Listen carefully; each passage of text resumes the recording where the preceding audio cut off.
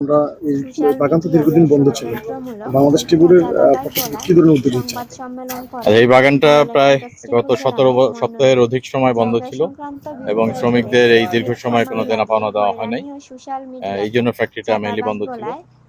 Factory বন্ধ থাকার পেছনে যে দুটো কারণ আমরা আইডেন্টিফাই করলাম, একটা হলো ম্যানেজমেন্টের দুর্বলতা, কিছুটা অনিয়ম ছিল, এবং দ্বিতীয় হচ্ছে মালিকের প্রচন্ড রকমের উদাসীনতা।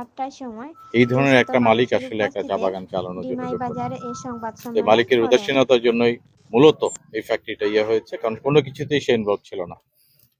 তারপরে আজকে আমরা শ্রমিকদের সাথে বসেছিলাম, শ্রমিকের লিডার যারা আছে তাদের সাথে বসেছিলাম, নেতৃবৃন্দের সাথে। এখানে ডিসি মৌলভীবাজার ছিল এবং টিএনও ছিল ফুলতলা। সবাই মিলে বসে শ্রমিকরা সবাই একমত যে তারা কাজে ফিরে আসবে।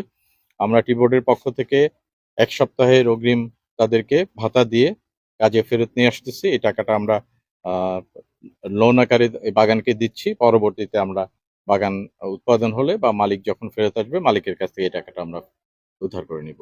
আর শ্রমিকদের যে দেনা পাওনা আছে, এটার প্রত্যেকটা দেনা পাওনা যেন তারা ফেরত পায়, সেটার ব্যাপারে অবশ্যই আমরা মনিটর করব এবং শেষ পর্যন্ত আমরা নিশ্চিত করব যে শ্রমিকের সকল দেনা পাওনা তারা ফেরত পাবে। ফ্যাক্টরিটা আমরা 2 দিন পরেই ইনশাল্লাহ শুরু করব এখানে কাজ। আমরা 2 দিন সময় নিচ্ছি আমাদের প্রিপারেশনের জন্য। আগামী রোববার থেকে আমরা এখানে কাজ শুরু করব এবং সোমবারে আমরা ওদেরকে যে 1 সপ্তাহের পেমেন্টের কথা বলেছি, সেই 1 সপ্তাহের পেমেন্টটা আমরা দিয়ে ওদের হাতে দিব, শ্রমিকদের হাতে। দীর্ঘদিনের যে বিদ্যুৎ সমস্যা আপনি জানিয়েছেন সম্ভবত, এটা নিয়ে এটার সমাধান করার জন্য কোনো উদ্যোগ নেবেন? বিদ্যুতের অনেক বিল বকেয়া আছে, আমরা অবশ্যই পিডিবির সাথে যোগাযোগ করব।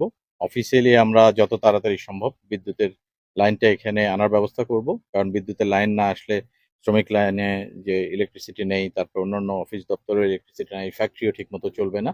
সবকিছু বিবেচনায় রেখে আমরা বিদ্যুতের ব্যাপারটা ত্বরান্বিত করার চেষ্টা করব, কিন্তু আপাতত আমরা গ্যাস যেহেতু আছে, আমরা ফ্যাক্টরি চালু করার সকল ব্যবস্থা নিয়ে নিব, যেন আমরা ইমিডিয়েটলি ফ্যাক্টরি চালু করি এবং প্রোডাকশনে যেতে পারি।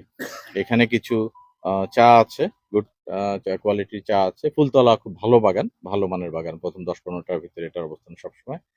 তো আমরা আশা করছি যে ওই চাগুলো আমরা বিক্রি করে এদের যে দেনা পাওনা আছে সেগুলো আমরা আস্তে আস্তে শোধ করতে পারবো।